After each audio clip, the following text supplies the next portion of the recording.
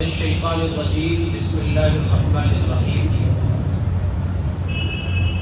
یا ایہا الذین آمنوا ادخلوا فی السلم کافۃ ولا تتبعوا خطوات الشیطان انہ لکم عدو مبین صدق اللہ العظیم۔ آج کی ہماری گفتگو کا عنوان ہے مرد و زن کے قرآنی علوم اور اسلام کے نظام عفت کا اجمالی خاکہ۔ یہ مکمل عنوان ہے۔ یوں تو مذہب اسلام نے ہر پہلو پر اس انداز سے روشنی ڈالی ہے کہ ہر ایک پہلو پہ انسانی زندگی کے اس عنوان کی مناسبت سے کلام کیا جا سکتا ہے، مرد و زن کے قرآنی علوم۔ لیکن اس وقت ہمیں جس پہلو پر کلام کرنا ہے، گفتگو سماعت کرنی ہے، وہ ہے نظام عفت، پاک دامنی کا اجمالی خاکہ۔ اور اس ایک پیٹرن سے، اس ایک پہلو سے آپ کے میرے لیے یہ سمجھنا آسان ہوگا کہ جیسے اس باب میں مذہب اسلام نے بندشیں لگائی ہیں، رکاوٹیں کھڑی کی ہیں، برائی کے روکنے کے سلسلے میں دائرے بنائے ہیں، سیمائیں مقرر کی ہیں، سرحدیں رکھی ہیں، حدود رکھی ہیں، ٹھیک اسی طرح دنیا کے تمام تر مسائل میں جو برائی کا خاکہ اپنے اندر رکھتے ہیں، ہر ایک میں مذہب اسلام نے حدود کا، قیود کا، سیماؤں کا، سرحدوں کا تعین کیا ہے۔ دیکھیں، اللہ تعالیٰ نے مرد عورت کے باہمی اختلاط کو نسل انسانی کے وجود کا ذریعہ فرمایا۔ ایک آدمی کا نکاح ہوتا ہے، کسی کا شوہر بنتا ہے اور کوئی اس کی بیوی بنتی ہے، اور ان دونوں یہ بن تو رہی ہے جن میں رکھتا جی ڈسکس کرتے ہو درود شریف ہو۔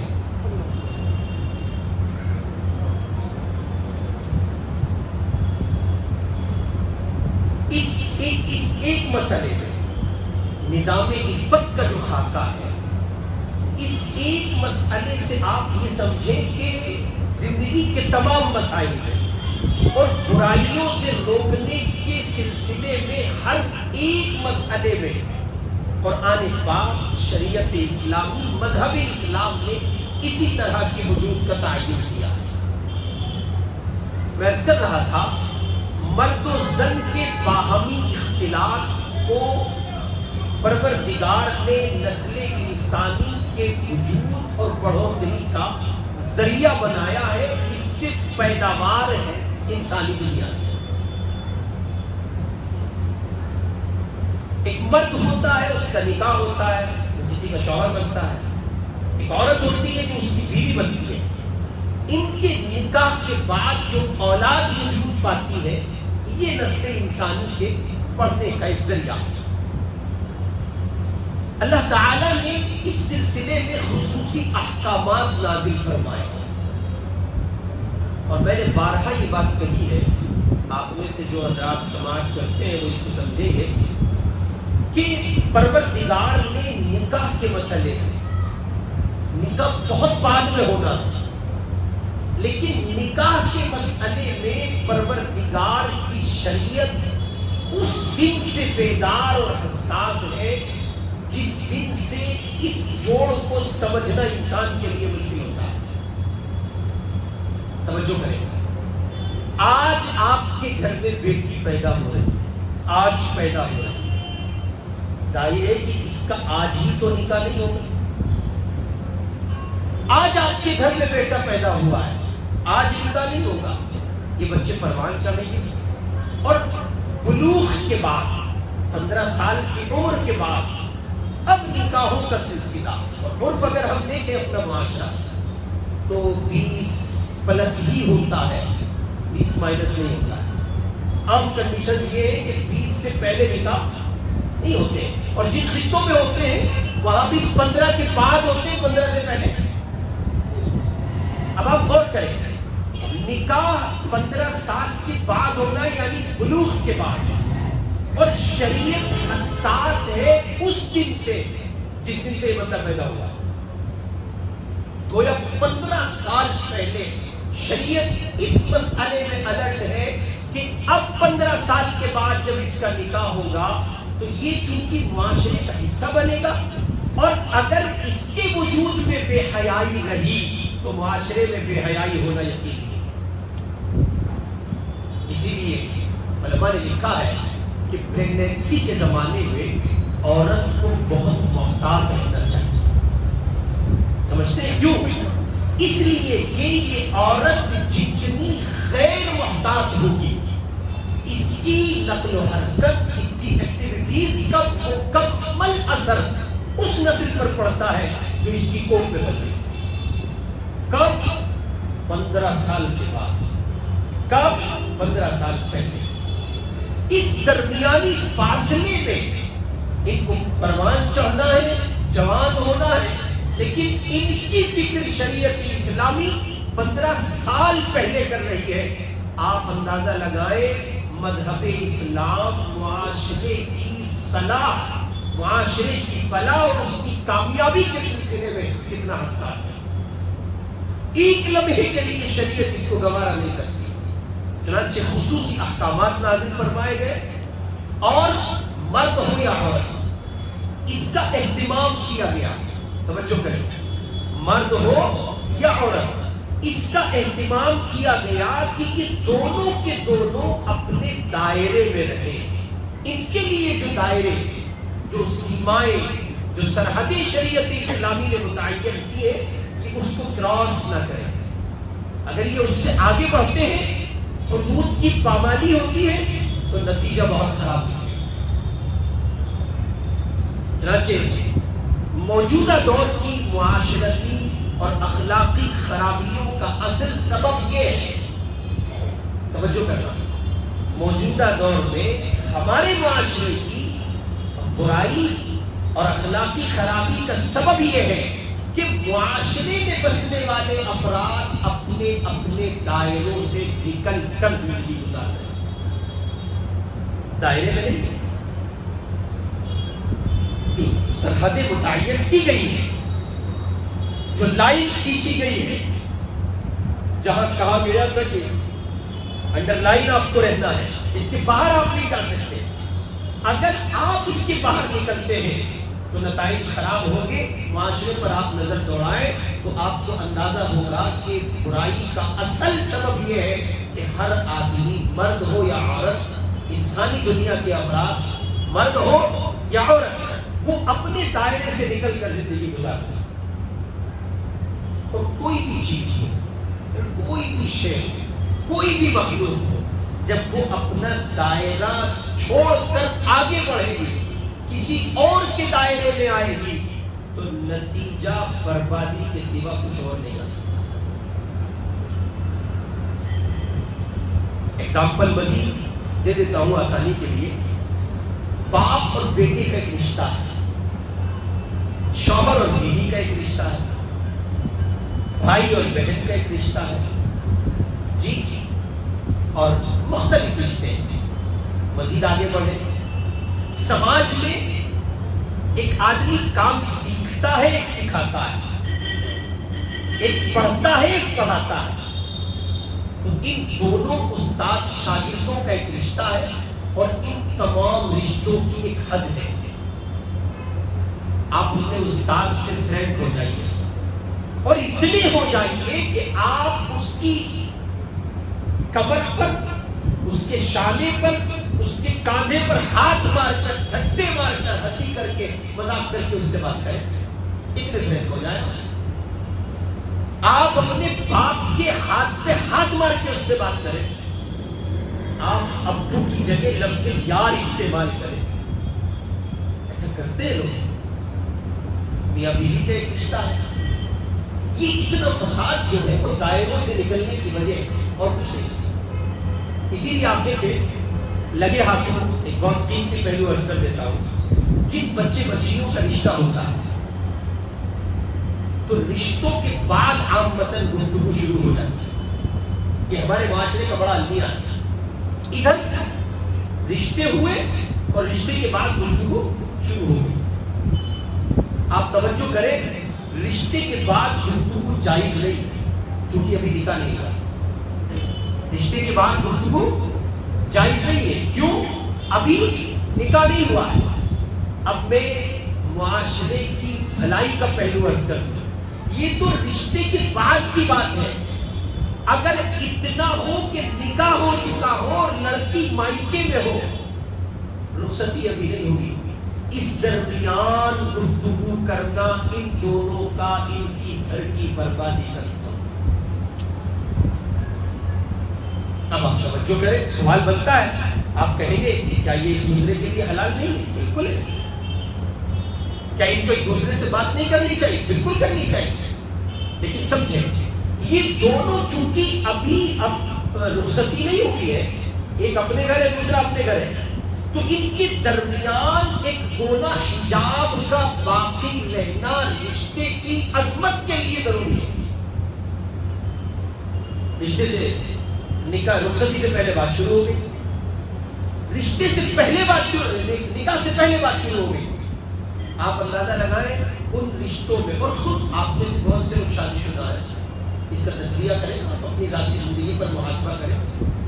جو لوگ اس عمل سے گزرے ہیں وہ محسوس کریں گے, اس لیے کہ دونوں ساتھی ایک دوسرے کے لیے اجنبی ہیں اور دونوں کے درمیان ایک طرح کا رعب ہے, ایک دوسرے کے تئیں فکر ہے, خیال ہے. پتہ نہیں کس بات سے خفگی ہو جائے, کس بات سے ناراضگی ہو جائے. اب وہ خفگی کا جو ایک پردہ ہے, جو ایک دیوار حائل ہے, جس سے عورت کو اس کا خیال رہتا ہے کہ پتہ نہیں میرا شوہر کس بات سے ناراض ہو جائے, اور شوہر کو اس بات کا خیال رہتا ہے کہ نہیں معلوم میری شریک سفر کو کیا بات بری لگ جائے. نتیجہ نکلے گا کہ یہ پردہ گر گیا, یہ دیوار حائل بھی ختم ہوئی, اور اب دونوں ایک دوسرے سے اتنے کلوز ہو گئے کہ وہ دن آتے آتے جو نکاح کی منزل کی رخصتی کا دن ہے, جب یہ گھر بسائیں گے پریکٹیکل میں, وہ دن آتے آتے ایک دوسرے کا اثر, ایک دوسرے کا دبدبا, ایک دوسرے کی عظمت دونوں کے درمیان سے ختم ہو چکی ہوگی. پھر آپ کے پاس بس ایک شکایت باقی رہ جائے گی, اور وہ شکایت یہ ہوگی کہ حضرت بیوی اس طرح نہیں مانتی جس طرح اس کو ماننا چاہیے, اور ادھر بیوی یہ کہے گی کہ شوہر مجھے اس طرح نہیں سمجھتا جس طرح اسے سمجھنا چاہیے. یہ ایک پہلو میں نے عرض کیا ہے, لگے آپ کو بات آ گئی. تو موجودہ دور کی معاشرتی اور اخلاقی برائیوں کا بنیادی سبب یہ ہے کہ جو اسلام نے حدیں مقرر کی تھی, ہم اور آپ ان سے تجاوز کر کے آگے بڑھ گئے, اور خالص حیوانی زندگی کو ہم نے اپنا نصب العین بنا لیا. نتیجہ نکلا کہ خرابی وجود پائی, شر بڑھا, خیر ختم ہوئی یا کم ہوئی, اور نتیجے میں زندگی کا سکون غارت ہو گیا. یاد رکھیں, اسلام نے جو واضح ہدایات فواحش و منکرات اور بے حیائی تک پہنچنے اور اس کو اختیار کرنے, یعنی آدمی اس تک پہنچے اور اختیار کر بیٹھے, اس سے رکنے کے سلسلے میں جو تدابیر, جو احکامات نازل کیے ہیں, وہ اصل میں وہ حدیں ہیں, وہ حدیں ہیں اور وہ سرحدیں ہیں. اور آپ یہ کہیے کہ وہ لمیٹیشن سے, جہاں تک پہنچنے سے مذہب اسلام ہوتا ہے, یہاں پہنچو گے تو اس سے آگے جانا پڑے گا. قرآن مجید نے اس سلسلے میں پہلا اگزامپل, بدکاری کو روکنے کے لیے قرآن نے, شریعت نے جو حدود مقرر کی ہیں, اس کا پہلا خاکہ ہے کہ آپ اپنی نگاہوں کی حفاظت کریں. ابھی دیکھیں, ظاہر ہے کہ کوئی لڑکا کسی لڑکی کو دیکھے, کوئی لڑکی کسی لڑکے کو دیکھے, تو محض دیکھنے پر تو بدکاری وجود میں نہیں آتی. یہ ایسا ہوتا ہے کہ صاحب ادھر آپ نے دیکھا اور پہلے ہی مرحلے میں آپ پر پوچھ کر بیٹھے, یہ تو ممکن نہیں. یہ ممکن نہیں ہے، یہ تصور نہیں ہے. یہ تو ان فواحشہ اور فاحشہ عورتوں کے یہاں تصور نہیں ہے جو مستقل بدکاری کا کہیے کہ اپنی زندگی کو اس سے گزارے ہوئے ہوتی ہیں اور مستقل بدکاری پر لگی ہوتی ہیں، ان کے یہاں ممکن نہیں. فطری طور پر پروردگار نے حیا رکھی ہے، ایک رنڈی میں بھی وہ حیا پائی جاتی ہے باوجود اس کے کہ وہ بدکار ہوتی ہے. ایک فاحشہ عورت میں بھی وہ حیا ہوتی ہے باوجود اس کے کہ وہ فاحشہ ہوتی ہے. یہ اللہ تعالیٰ کا عجیب نظام ہے کہ پروردگار نے عورت کو حیا کے پردوں میں ایسا رکھا ہے کہ وہ کھلتے کھلتے کھلتے بھی بہت باحیا ہوتی ہے. اور اس کا موقع ظاہر ہے کہ دوران تقریر تو نہیں ہو سکتا کہ میں اس کی ڈیٹیلز اور تفصیلات کو عرض کر سکوں. بہرکیف یہ کہ بدکاری آخری مرحلہ ہے اور پروردگار جو حدیں مقرر کر رہا ہے اور قرآن نے جو لیمیٹیشنز قائم کیے ہیں وہ بہت پہلے ہیں.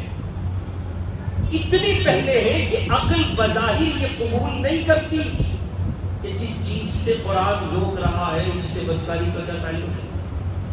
لیکن آپ دیکھیں اللہ تعالیٰ کہہ رہے ہیں قُلْ لِلْمُؤْمِنِينَ يَغُضُّوا مِنْ أَبْصَارِهِمْ وَيَحْفَظُوا فُرُوجَهُمْ. اے پیارے پیغمبر ایمان والوں سے کہہ دیجئے اپنی آنکھیں نیچی رکھیں اور اپنی شرمگاہ کی حفاظت کریں. آگے یہی حکم براہ راست عورتوں کے لیے وَقُلْ لِلْمُؤْمِنَاتِ يَغْضُضْنَ مِنْ أَبْصَارِهِنَّ وَيَحْفَظْنَ فُرُوجَهُنَّ. آپ ان مومنات عورتوں سے کہیے یہ اپنی نگاہیں نیچی رکھیں اور اپنی شرمگاہ کی حفاظت کریں. اب آپ غور کریں کہ مرد عورت دونوں کو یکساں حکم ہے نگاہیں نیچی رکھنے کا.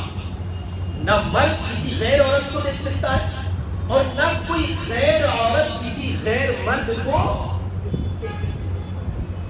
حضور پاک صلی اللہ علیہ وسلم کی دو بیویاں تشریف فرما ہے اور سامنے سے ایک صحابی چلے آ رہے ہیں جن کا نام ہے حضرت عبداللہ ابن ام مکتوم رضی اللہ عنہ.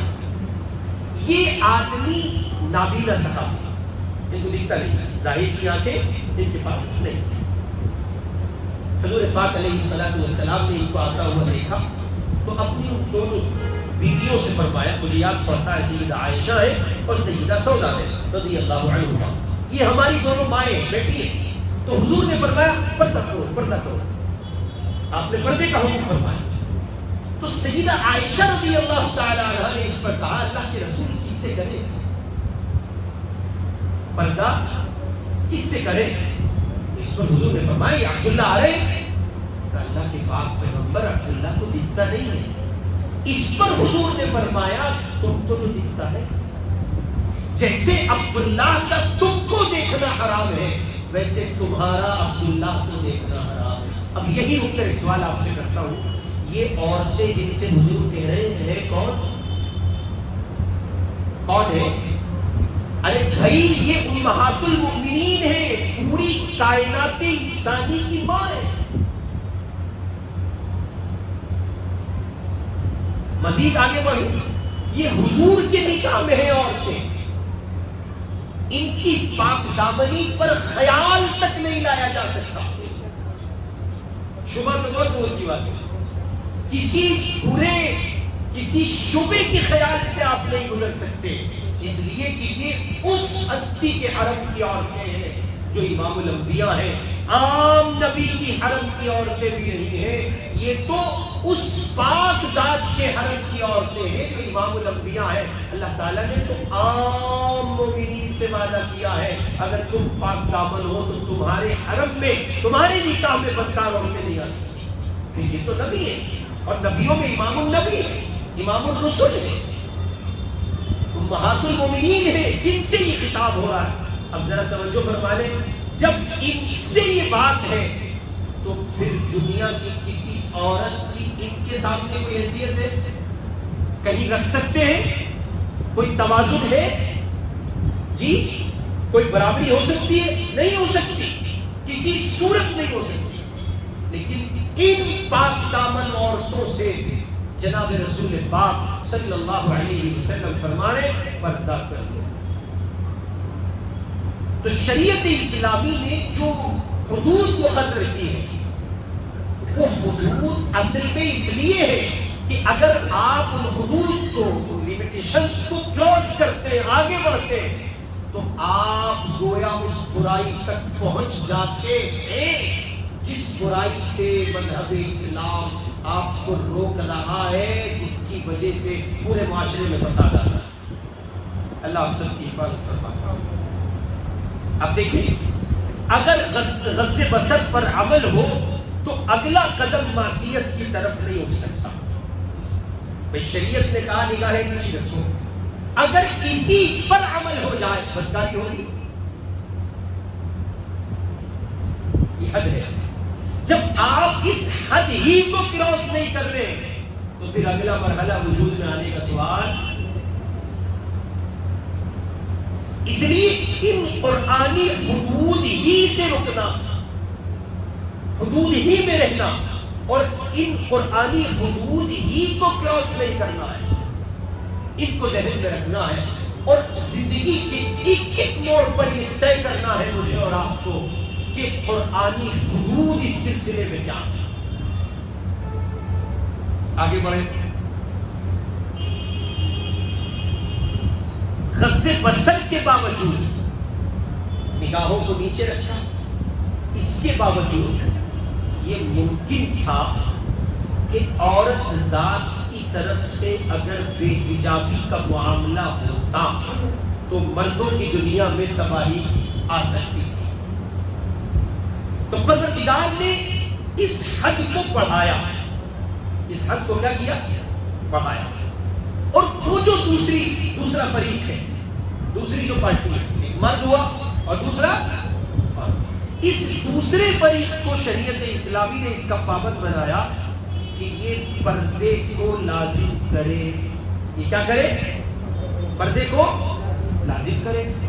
اس لیے کہ اگر غض بصر پر عمل ہو گیا، عورت نے نگاہیں نیچی کر دی، لیکن بن سنور کے نکلی ہے، حجاب نہیں ہے، برقع نہیں ہے، پردہ نہیں ہے، اور چہرہ کھلا ہوا ہے، جس سے عمل کے نتیجے میں مرد بہک سکتا تھا، اور جس عمل کی وجہ سے غض بصر بھی وجود میں نہیں آ پا رہا ہے، نگاہوں کا تحفظ نہیں ہو پا رہا ہے۔ اگر اس حد پر بھی پابندی نہ لگائی جاتی اور اس حد کو حد نہ بنایا جاتا، اس عمل پر پابندی لگا کر اس حد میں نہ لایا جاتا تو نتیجہ پھر خراب نکل سکتا تھا۔ اس لیے شریعت اسلامی نے عورتوں کو پابند کیا، اور خطاب ہے نبی کو۔ خطاب کس کو ہے؟ نبی کو۔ یا ایھا النبی قل لازواجک وبناتک ونساء المؤمنین یدنین علیہن من جلابیبہن۔ سورہ احزاب کی آیت نمبر 59۔ اللہ کہہ رہے ہیں اے پیارے پیغمبر کہہ دیجئے آپ اپنے گھر کی عورتوں سے، بیٹیوں سے، اور دنیا جہان کی مومنات عورتوں سے۔ کیا ہے جی؟ کیا کہنا ہے کہ جب یہ ضرورت سے باہر نکلے تو چادر سے سر اور چہرہ چھپا لے، باقی تو پورا وجود چھپا ہوتا ہے، اب وہ چادر سے سر اور چہرہ بھی کیسے چھپانا ہے؟ جیسے یعنی اس پردے کی حیت کو اگر آپ جاننا چاہتے ہیں تو یہ برقع، وہ برقع جسے برقع کہا جاتا ہے، وہ سمجھ لیجیے۔ اور آپ نے دیکھا ہوگا ہمارے گھر کی، آپ کے گھر کی بڑی بزرگ پرانی عورتیں جو پردہ کرتی تھی، وہ پاکستانی چادریں آتی تھی پہلے، وہ اس انداز سے سمٹ جاتی تھی کہ یہ برقع اس کے مقابلے میں ناکافی لگتا ہے جو آج بھی تھا۔ یہ برقع کم ہے، تباہی کا اڈا زیادہ ہے، اور پھر بیڑا غرق ہو برقع بنانے والی کمپنی ہوگا۔ یہ شیطان کا ایسا آلہ برقعے کے ساتھ انہوں نے ایڈ کیا، طرح طرح کے اس پر نقاشی کے کام آ گئے، نگ آ گئے، اور سب کڑھائیاں آ گئی۔ وہ برقع کم رہا اور نمائش کا، اٹریکشن کا سبب زیادہ ہوا۔ اس لیے شریعت اسلامی نے پابند کیا کہ اس کا بھی خیال رکھیں۔ اگر آپ یہ چاہتے ہیں کہ آپ کا معاشرہ برائی سے پاک رہے اور بدکاری نہ پھیلے تو پہلی حد ہے نگاہوں کو محفوظ رکھیں، نگاہوں کا شٹر ڈاؤن رکھیں۔ مرد غیر عورت کو نہیں دیکھ سکتا، غیر عورت غیر مرد کو نہیں دیکھ سکتی۔ جو آپ کے لیے حلال ہے انہیں کو آپ دیکھ سکتے ہیں، عورتوں کے لیے جو حلال مرد ہے ان کو وہ دیکھ سکتی ہیں، اس کے سوا پھر فرمایا اب تمہیں آگے بڑھنا ہے، ضرورتیں ہیں، انسانی دنیا ہے، باہر نکلنا پڑے گا۔ ایک عورت بہت سے مسائل کے لیے باہر نکل سکتی ہے، ڈاکٹر کے جانا ہے، اور کئی بار مرد نہیں ہے تو بازار بھی جانا ہے، کئی بار اس کو کہیے کہ اپنی بہت سے بشری ضرورتوں اور تقاضوں کی بنیاد پر باہر نکلنا ہے۔ تو اب اس صورت میں عورت کیا کرے؟ فرمایا اب باہر تو نکل رہی ہوگی لیکن ایک حد ہے تم پر، اور اس حد کو کراس اگر تم نے کیا تو تباہی آئے گی، اور وہ حد یہ ہے کہ تم پردے کے اہتمام کے ساتھ نکلو۔ اگر تم پردے کے اہتمام کے ساتھ نہیں نکلو گی تو تمہارا جو دوسرا فریق ہے معاشرے کا، یعنی مرد، وہ اپنی نگاہوں کو محفوظ نہیں رکھ پائے گا۔ اس کی نگاہوں کے تحفظ کے لیے ضروری ہے اور پردے میں آئے۔ لیکن یہاں تو دنیا دوسری ہے۔ پاکستان جیسے مسلم ملک میں بیٹیاں آزاد نعرہ لگا رہی ہے کہ صاحب آزادی چاہیے۔ کیا نعرہ لگا رہی ہے؟ بیٹیاں نعرہ لگا رہی ہیں آزادی چاہیے، بیٹیاں نعرہ لگا رہی ہیں میرا جسم میری مرضی۔ اسلام کے نام پر بننے والا ملک اسلام سے خالی ہے۔ بقول ڈاکٹر اسرار صاحب رحمۃ اللہ علیہ کے، اور پاکستانیوں تم صرف اپنے مجرم نہیں ہو، تم عالمی انسانی کے موجودہ تمام تر خطوں کے مجرم ہو، اس لیے کہ اللہ نے تمہیں ایک ملک اسلام کے نام پر دیا تھا اور تم اس میں اسلام نافذ نہیں کر سکتے۔ یہ تو ڈاکٹر صاحب کا مشہور قول ہے۔ یعنی پاکستان جیسی مسلم مملکت میں جہاں خالصتاً مسلمان رہتے ہیں اور بڑی تعداد ان کی ہے، اکثریت ان کی ہے، اور کلمہ طیبہ کے نام پر بننے والا ملک ہے، اس اسلام کے نام پر بننے والے ملک میں یہ نعرہ اگر لگ رہا ہے کہ میرا جسم میری مرضی ہے اور مجھے آزادی چاہیے، تو پھر آپ سمجھیں معاشرے کی تباہی کس حد تک اور کس راہ تک پہنچی ہے اور کہاں تک پہنچی ہے۔ پھر کسی اور کنٹری کی تو بات ہی نہیں کر سکتے، کسی اور خطے کی بات نہیں کی جا سکتی۔ سعودی جیسے ملک میں اور ان ملکوں میں جو مسلم ریاستیں کہلاتی ہیں، اگر پردہ نہیں ہے اور وہاں کی عورتیں بے حجابی کو پسند کرتی ہیں، پردہ ٹھکرانا چاہتی ہیں، تو پھر بدکاری 100% وجود میں آئے گی۔ بدکاری کو آپ روک نہیں سکتے، اس لیے کہ بدکاری کے روکنے کے لیے جو قرآنی حدود ہیں، لیمیٹیشنز ہیں، ان کو پامال کیا جا رہا ہے، وہ اگر مٹے گی تو تباہی وجود میں آئے گی۔ آپ جگہ جگہ ریپ سنتے ہیں، صاحب گینگ ریپ ہو گیا، چھوٹی چھوٹی عمر کے لڑکے بدکاری کر رہے ہیں۔ تو اب اس بدکاری میں محض ان بچوں کا جرم اور ان کا قصور نہیں ہے، وہ عورتیں برابر کی مجرم ہیں جو اس بدکاری کا ماحول سازگار کر رہی ہیں، انہوں نے تیار کیا۔ تو اس سلسلے میں مذہب اسلام کی تعلیم یہ ہے کہ مرد عورت دونوں کو یکساں طور پر ان حدود کا خیال رکھنا ہوگا جو ان کے لیے مقرر کی گئی۔ مردوں کے لیے کہا گیا کہ صاحب نگاہوں کو نیچی رکھیں، عورتوں کے لیے کہا گیا نگاہیں نیچی رکھیں، مزید ایک کام کریں، پردے کا اہتمام کریں۔ اچھا، پھر یہ بھی ممکن تھا کہ حجاب کی صورت اختیار کی جاتی، لیکن چھچ چھچ یہ آواز، یہ پرکشش آواز اپنی طرف مائل کر سکتی تھی۔ شریعت کا نظام آپ دیکھیں، اتنا خوبصورت نظام زمین پر کوئی نہیں۔ اب وہ چھن چھن پائل کی آواز جو آپ کو متوجہ کر سکتی تھی اور معاشرے کی اخلاقی خرابی کا سبب بن سکتی تھی اور بدکاری پھیلنے کا ذریعہ بن سکتی تھی اور زنا جس کی وجہ سے وجود میں آ سکتا تھا، شریعت کہہ رہی ہے وَلَا يَضْرِبْنَ بِأَرْجُلِهِنَّ لِيُعْلَمَ مَا يُخْفِينَ مِنْ زِينَتِهِنَّ۔ سورہ نور کی آیت نمبر 31 ہے۔ اللہ کہہ رہے ہیں اپنے پاؤں زور سے نہ رکھیں، پائل پہنی ہے نا، اپنے پاؤں زور سے نہ رکھیں، کہیں ایسا نہ ہو کہ ان کے مخفی زیور معلوم ہو جائے۔ جب چھن چھن کرتے ہوئے عورت گزر رہی ہے تو پتہ چلے گا کہ عورت جا رہی ہے اور اس کی طرف میلان ہوگا، توجہ ہوگی، نتیجے میں اسی برائی کا امکان ہے جس سے شریعت روک کر معاشرے کو پاکیزہ بنانا چاہتی ہے اور جنت کا نمونہ دینا چاہتی ہے، وہ نمونہ نہیں مل سکے گا، وہ سکون نہیں مل سکے گا، معاشرے کو وہ پاکیزگی نہیں مل سکے گی۔ اس لیے شریعت کیا کہہ رہی ہے کہ یہ جو زیور تم نے پہنا پاؤں زور سے نہیں رکھنا، ہو سکے تو اتار دو، بازار جا رہی ہو لیکن کئی موقع ایسے ہیں کہ یہ زیور پہننا ہے، اسے پہن کر جانا ہے۔ اب عورت کے ذمہ لازم ہے کہ اس کا خیال کرے کہ وہ اس کی پائل ہو، اس کی شمپل ہو، وہ ایسی گھگرو والی نہ ہو کہ اس سے چھن چھن کی آواز اس خاتون کی جانب مردوں کو متوجہ کرے، اس لیے کہ اس کے اس عمل سے قرآنی حدود ٹوٹ جائے گی اور نتیجے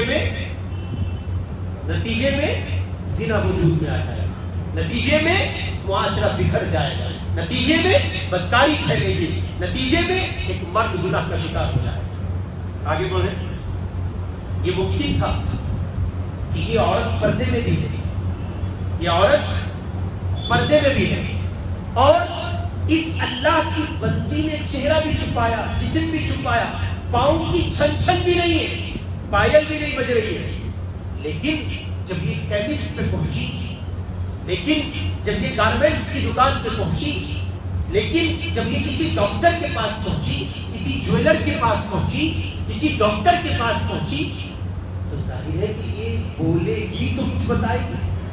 8 سال کے بچے کے کپڑے دکھا دو، ذرا اچھے سے کان کے جھومر دکھا دو، نتھ دکھا دو، یہ دوائیاں بھیا ذرا یہ دے دینا جی، اسی کے ساتھ ساتھ ذرا کچھ لیڈیز سوٹ دکھا، مختلف مسائل ہیں، اسے بولنا ہوگا، گونگی تو نہیں بن سکتی۔ اب شریعت کہتی ہے کہ تمہارا بولنا ضرورت کا حصہ ہے، لیکن یاد رہے کہ اس لہجے میں نرمی نہ ہو، قرآن کی حدود ہے، اس لہجے میں نرمی نہ ہو۔ حضرت اگر کسی اسلامی اسکالر کو بلاتے نا تو 50,000 میں کوئی مضمون سے سناتا، ایسے بیٹھے رہے تو قبرستان میں بیٹھ کے سمجھاؤ، گھر کی مرغی دال برابر ہوتی ہے۔ تو اب یہ خاتون پردہ بھی کر چکی ہے، اس نے نگاہوں کی حفاظت بھی کی ہے، پردہ بھی کر چکی ہے، پائل بھی نہیں بج رہی ہے، لیکن ضرورت بولنا تو ہے، ضرورت بولنا تو ہے۔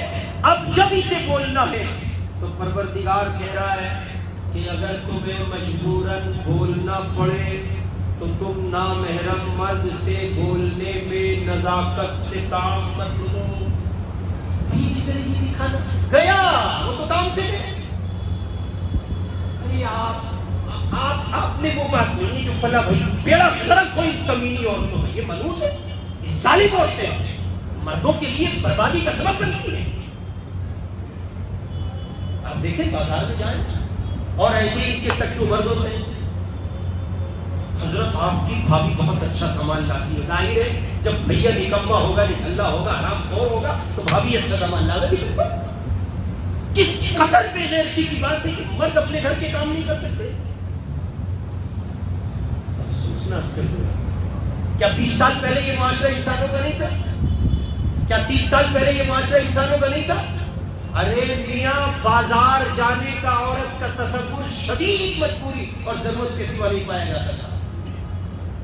آج تو حضرت سوئی سے لے کے سونے تک بھابھی لاتی ہے اور بھابھی ایکسپرٹ ہے، بھیا ٹھلوے نکب میں بڑے حرام خوروں کی طرح گھر میں پاؤں پھیلائے ہوئے، اے سی میں، کولر میں۔ جو کام مردوں کے تھے وہ عورتیں کر رہی ہیں، حدود پامال ہو رہی ہیں، جو عورتوں کے تھے وہ کام مرد کر رہے ہیں۔ عورتیں کو بچے سنبھالنے تھے، مرد سنبھالنے ہیں، پپو کو پپی لیے گھوم رہا ہے۔ بھائی بھابھی کہاں گئی؟ وہ اصل مارکیٹ گئی، سامان لانا تھا نا، راشن لانا تھا۔ یہ ہے اس معاشرے کی بربادی کا راز۔ حدود پامال ہوگی، قرآن نے جو حدود اور جو بندشیں اور جو لمیٹیشنز لگائے ہیں، وہ اس کا یہ مطلب نہیں ہے کہ عورتیں بازار میں جائیں گی، یہ مطلب نہیں ہے اس کا۔ اس کا مطلب یہ ہے کہ عورتوں کی شدید ضرورت کے ساتھ عورتیں بازار جائیں گی، عورتیں باہر نہیں نکلیں گی، اس کا یہ مطلب نہیں ہے۔ اس کا مطلب مطلب یہ ہے کہ ان کی جو ضرورت شدیدہ ہے اس کے ساتھ وہ باہر نکلیں گے. اگر وہ یوں ہی باہر نکلیں گے تو ہو گیا تھا. تو اب قرآن کہہ رہا ہے فَلَا تَخْضَعْنَ بِالْقَوْلِ اور دیکھیں قرآن کی تعبیر اللہ اکبر. فَلَا تَخْضَعْنَ بِالْقَوْلِ فَيَطْمَعَ الَّذِي فِي قَلْبِهِ مَرَضٌ. قرآن کہہ رہا ہے تو تم نامحرم مرد سے بولنے میں جب ان کی ضرورت بولنا پڑے نزاکت مت کرو. ایسا نہ ہو کہ ایسا شخص جس کے دل میں خرابی ہو کچھ لالچ کرنے لگے. یار کیا نرم آواز ہے بھائی, کیا میٹھا لہجہ ہے. مرد کے لیے اتنا کافی ہے. حضرت کو ہلاک کرنے کے لیے حضرتنی کی طرف سے اتنا کافی ہے, کچھ کرنے کی ضرورت نہیں. اس لیے شریعت نے حدود میں اس حد کو بھی رکھا اور اس کو باقی رکھا, بیان کیا, تاکیداً کہا تمہارے لہجے میں سختی نہیں ہونی چاہیے. اور فرمایا تم قاعدہ عفت کے موافق بات کرو. تمہاری پاک دامنی, تمہاری عزت کا جو جوہر ہے وہ کسی صورت پامال نہیں ہونا چاہیے. بازار جا رہی ہے, کپڑے لاؤ گی بہت اچھا, بھائی ذرا کپڑے نکالنا 8 سال کے بچے کے کپڑے. ایک یہ لہجہ ہے بھیا ختم, بھیا تو بچا, بھیا تو ختم ہو گیا. اس کے دل میں تو فَيَطْمَعَ الَّذِي فِي قَلْبِهِ جو قرآن نے تعبیر پیش کی ہے لالچ تھا. اسے تو کوئی بھیا کہے وہ تو خالہ کہنے کو تیار بیٹا بھیڑا بھرا کھول کر دکانداروں کو جاؤ دے دو. کیسا ہائی بند کرتے ہیں. ایکسپرٹ لڑکے چاہیے ہوتے ہیں ان دکانداروں کو جو عورت کو سیٹ کرنے میں ماہر ہو. خالہ, چاچی, پھوپھی, نانی, دادی. وہ بھی ایک کلپ وائرل ہوتے نا ہمارے یہاں ایک دیوڑا تھا, چلا گیا مارکیٹ میں سے, پتہ نہیں کہاں گھومتا ہوگا بیچارہ. ایک کلپ وائرل ہو رہی تھی عورتوں کی نام لینے کی. یہ گویا ایک کلا ہے, ایک مشق ہے. حضرت لوگ کہتے ہیں, ذرا توجہ کرنا, لوگ کہتے ہیں کہ برکت نہیں ہے. قسم رب کعبہ کی, قرآن کی حدود توڑ کر جو روزی کمائی جاتی ہے اس میں برکت نہیں ہوتی. آپ ہی کو تو لگ رہا ہے کہ آپ جو ہے سودا بیچنے میں کامیاب ہو گئے. آپ نے وہ سود یا وہ مال جو آپ بیچ رہے ہیں 2 پیسے منفعت سے تو بیچ دیا ہے, لیکن اس کے ساتھ جو برکت تھی وہ ختم ہو چکی. اب روزی لائیے آپ کہاں سے لاتے ہیں؟ ابھی پتہ نہیں کون کہہ رہا تھا مجھ سے 1.5 لاکھ روپے کما گئے تھا تو ٹینشن کا سی بات میرا نظر پورتی نہیں ہوگی. کیسے ہوگی پورتی؟ مطلب ہی نہیں بچتا نہیں, بچے گا ہی. آپ کو غور کرنا ہوگا کہیں قرآنی حدود تو نہیں نکل رہی, آپ اس سے تو نہیں نکل رہے, وہ تو نہیں ٹوٹ رہی. اس واسطے میرے بھائی قرآنی حدود کا خیال کریں, آگے بڑھیں. شریعت نے پابند کیا. اور میں اس کا ایک ایگزامپل آپ کو اور دیتا ہوں. دیکھیں اب تو ہر گھر میں فون ہے اور گھر کے ہر بندے میں بندی میں فون ہے. ایک زمانہ میں جب ڈاٹ فون ہوتے تھے, آپ میں سے جو لوگ باحیثیت خوشحال رہے ہیں جن کے گھروں میں پہلے سے فون رہا ہوگا وہ اس کو سمجھے گا. یعنی ہم نے یہ دیکھا ہے, مجھے بہت اچھے سے یاد پڑتا ہے 1997 میں ہمارے بڑے ابا سعودی گئے حج کرنے کے لیے, وہاں سے وائرلیس لائے. وہ اتنا بڑا وائرلیس ہوتا تھا اور وہ میرے خیال زمانے میں فخر کی چیز ہوتی تھی. اور ہم جس محلے میں رہتے تھے وہاں ایک آنٹی تھی, ان کے گھر پہ ڈاٹ فون تھا. تو میں ایک مدرسے میں باہر پڑھ رہا تھا, وہاں فون کرنا ہوتا تھا ہمیں ایس ٹی ڈی پہ جا کے, اور کال کر کے بتانا ہوتا تھا خالہ ہمارے گھر سے بات کرا دے. پھر وہ گھر آتی تھی, گھر سے کوئی آتا تھا, پھر ہماری بات ہوتی اچھے سے آتی. اس زمانے میں جب گھر میں ڈاٹ فون کی گھنٹی بجتی, مجالے میں بچی عمر کی بچی کو اٹھا لے, 9 عمر بچی کو اٹھا لے, مطلب ہی ہو ہی نہیں سکتا تھا. گھنٹی بج کے فون کی کال آنی بند ہو گئی, لیکن فون اٹھانے والا کوئی نہیں. کیوں؟ دادی نہیں گھر پہ, یا امی بڑی عمر کی ہیں, امی کسی کام میں مصروف ہے, اور پھر دادی. اللہ اکبر. میں نے آج ہی ایک مضمون پڑھا, بڑا پیارا, اس کا عنوان بڑا عجیب ہے, لکھنے والے نے کمال لکھا ہے, اللہ اس کو سلامت رکھے. اس نے لکھا کاش وہ دن, وہ جہالت بھرے دن لوٹ آتے. ارے بابا تمہارے میرے اس علمی دنیا سے کروڑ درجے بہتر تھے وہ جہالت کے دن. جہالت تو تھی, حیا تھی, جہالت تو تھی اکرام تھا، جہالت تو تھی بڑوں کا سمان تھا، جہالت تو تھی ایک دوسرے کا خیال تھا.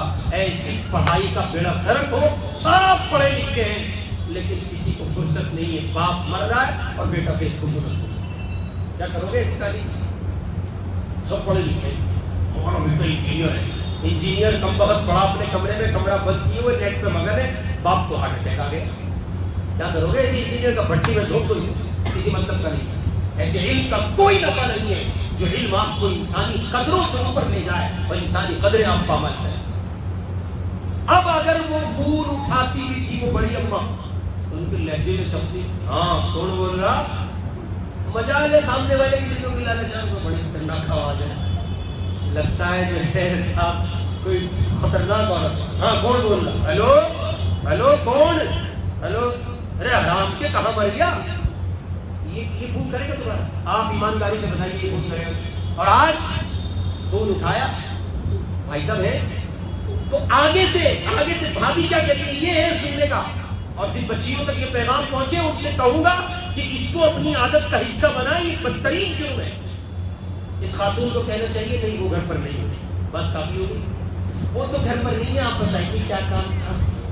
تجھے گولی مار دی تھی، معاشرے کے لیے بربادی ہے، کمبخت منحوس عورت، تجھے حیا نہیں آتی ہے؟ میرا فرق ہو جائے تیرا، تجھے حیا مر گئی تیری حیا. اتنا جملہ کافی تھا کہ وہ گھر پر نہیں ہے، مزید بات کی کیا معنی بنتے ہیں؟ نہیں آپ کام بتائیے. اب جب عورتیں یہاں پہنچ جائیں تو سمجھ لیجیے حدود ٹوٹ رہی ہے، بربادی ہو رہی. آگے بڑھیں. اب قرآن پاک اتنا سب ہونے کے بعد یہ سب تو حدود ہے، آگے قرآن ڈرا رہا ہے ان حدود کو نافذ کرنے کی وجہ یہ وَلَا تَقْرَبُوا الزِّنَا إِنَّهُ كَانَ فَاحِشًا، تم زنا کے قریب ہی نہ جاؤ، وہ بے حیائی اور برا راستہ ہے. اور حضرت کی جتنی آیتیں میں نے آپ کے سامنے پڑھی ہیں ان سب میں اللہ نے نبی کی گھر کی عورتوں سے خطاب کیا ہے، پھر میرے آپ کی گھر کی عورتوں کی ان کے مقابلے کوئی حیثیت نہیں ہوتی.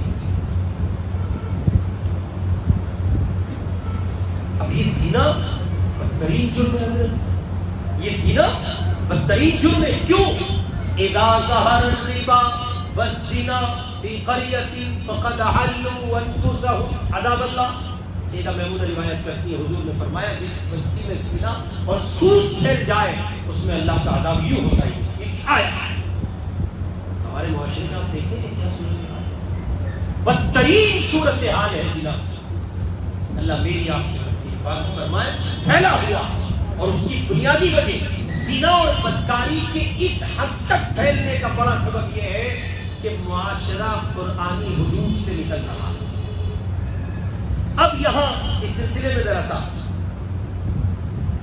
یہ ذہن میں رکھیں کہ ان سب ہدایات کے باوجود اگر کسی نے پابندی نہیں کی قرآنی حدود کی اور توڑ دیا تو شریعت نے کہا الزانیہ والزانی فجلدوا کل واحد منہما مئۃ جلدہ. سورہ نور کی آیت ہے. اللہ کہہ رہے ہیں کہ زانی مرد اور زانی عورت کو ہر ایک کو 100 کوڑے مارے جائیں گے. افغانستان میں یہ کام اب روز ہو رہا ہے. روز ہو رہا ہے سے مراد جب پتہ چلتا ہے تو وہ کرتے ہیں اس کام کو. اسلامی شریعت نافذ ہے پوری دنیا میں، واحد ملک ہے. اللہ انہیں سلامت رکھے، اس کے عالم پر آفتاب و مہتاب بنا کے چمکا ہے. حکومت کے راستے سے اسلام پیش کر رہے ہیں، اللہ پل پل ان کی حفاظت کرے.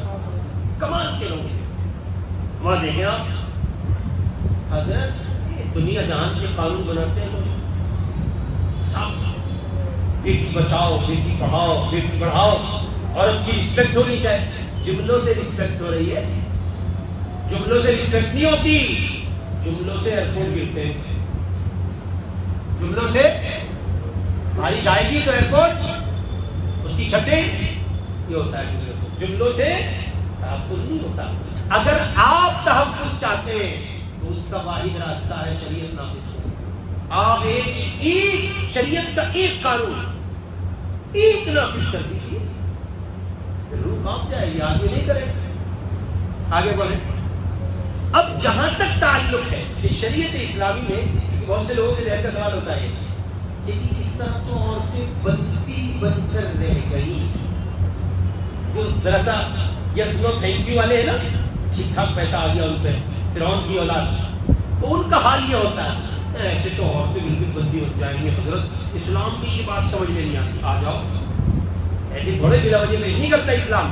قرآن جنت کی عورتوں کا حال بیان کرتے ہوئے کہتا ہے فیہن قاصرات الطرف لم یطمثہن انس قبلہم ولا جان، سورہ رحمان آیت نمبر 56۔ اللہ کہہ رہے ہیں ان پہ نیچی نگاہ والیاں ہوں گی، ان لوگوں سے پہلے نہ تو کسی آدمی نے ان کو چھوا، تصرف کیا، اور نہ کسی جن نے۔ یہ بات دعوت ہے، جنت کی عورتوں کی بات ہو رہی ہے حضرت۔ آگے چلیں، حور مقصورات فی الخیام، حور عین خیموں میں، حور عین خیموں میں محفوظ ہوگی۔ ان آیات سے معلوم ہوتا ہے عورت کی پاکیزگی گھر میں رہنے میں۔ جب جنت کی پاکیزہ عورتیں خیموں میں محفوظ ہوگی تو اس جہان کی عورتوں کے لیے کس درجے ضروری ہے پاکیزگی کی بحالی کے لیے قرآنی حدود، قرآنی لمیٹیشنز کا خیال رکھنا، تاکہ وہ بحال رہے معاشرے کی پاکیزگی جس کو اسلام چاہتا ہے۔ اسی لیے اللہ تعالیٰ نے پابندی لگائی اور کہا کہ اگر عورت یہ چاہتی ہے کہ وہ پاک دامن ہو تو اہل علم نے لکھا ہے کہ 3 مرحلوں سے عورت گزرے، 3 صفات اپنے اندر پیدا کرے، اور ان میں بالخصوص عورت کو تاکید کی گئی ہے، بالعموم مرد کو بھی شامل ہے۔ نگاہ مست رکھے، عفیفہ پاک دامن بن کر رہے، زینت خانہ ہو، سڑکوں اور بازاروں میں گھومنے کا اس کا سلسلہ ہے، زیادہ سے زیادہ وقت وہ کوشش کرے کہ وہ زینت خانہ بن کر، گھر کی زینت بن کر رہے۔ اچھا ظاہر ہے کہ عورت نے جب مذہب اسلام نے جب عورت کو اس کی تاکید کی نا کہ گھر میں رہو، تو کام بتائے، ایسا تھوڑا یہ کام نہیں ہے، کام بتائے اس نے کہا وَقَرْنَ فِي بُيُوتِكُنَّ وَلَا تَبَرَّجْنَ تَبَرُّجَ الْجَاهِلِيَّةِ الْأُولَىٰ وَأَقِمْنَ الصَّلَاةَ وَآتِينَ الزَّكَاةَ وَأَطِعْنَ اللَّهَ وَرَسُولَهُ۔ فرمایا اپنے گھروں میں قرار سے رہو اور قدیم زمانے جاہلیت کے دستور کے موافق مت پھرو، پھر رہی ہے گھر ڈولتی ہو، اور فرمایا تم نمازوں کی پابندی کرو، زکوٰۃ ادا کیا کرو، اور اللہ کے رسول کا کہا مانو، جو قانون تمہیں بتائے گئے ہیں، جو تعلیم تم کو دی گئی ہے، جو احکامات تمہارے دل میں لگائے گئے ہیں، ان کو پورا کرو۔ اور آگے فرمایا وَاذْكُرْنَ مَا يُتْلَىٰ فِي بُيُوتِكُنَّ مِنْ آيَاتِ اللَّهِ وَالْحِكْمَةِ، سورہ احزاب آیت نمبر 36۔ اللہ کہہ رہے ہیں اور تم ان آیات کو اور اس علم کو یاد رکھو جس کا تمہارے گھروں میں چرچا رہتا ہے، یعنی گھروں کو تلاوت کلام پاک اور حدیث نبوی کے ذکر سے اور اللہ کی یاد سے آباد رکھو۔ کس قدر پاکیزہ ہدایات دی جا رہی ہیں، اگر عورتیں ان قرآنی حدود کا اور مرد ان قرآنی حدود کا خیال کرتے ہوئے زندگی گزارے تو معاشرہ 100% اس پاکیزگی پر قائم رہے گا جو اسلام چاہتا ہے۔ ایک ایگزامپل ہوا، کتنا؟ ایک ایگزامپل، ایک دوسری آیت اور پیش کیے دیتا ہوں پھر بات مکمل ہے۔ اللہ تعالیٰ نے قرآن مجید میں کہا یا ایھا الذین آمنوا اجتنبوا کثیرا من الظن، توجہ کریں، اجتنبوا کثیرا من الظن ان بعض الظن اثم ولا تجسسوا ولا یغتب بعضکم بعضا۔ شریعت نے مردوں کو اس کا حکم دیا کہ غیبت سے بچو، زبان کو محفوظ رکھو۔ غیبت کرنا، مسلمان بھائی کا مردار کا گوشت کھانا، جیسے آپ اپنے مرے ہوئے مسلمان بھائی کا گوشت کھا رہے ہیں۔ غیبت کرنا ایسے جیسے آپ کسی کی آبرو کا جنازہ نکال جاؤ۔ غیبت، صحابہ نے پوچھا یا رسول اللہ غیبت کسے کہتے ہیں؟ حضور نے فرمایا مسلمان بھائی کی پیٹھ پیچھے برائی کرنے کو غیبت کہتے ہیں۔ صحابہ نے کہا یا رسول اللہ اگر وہ اس میں موجود ہو تب بھی؟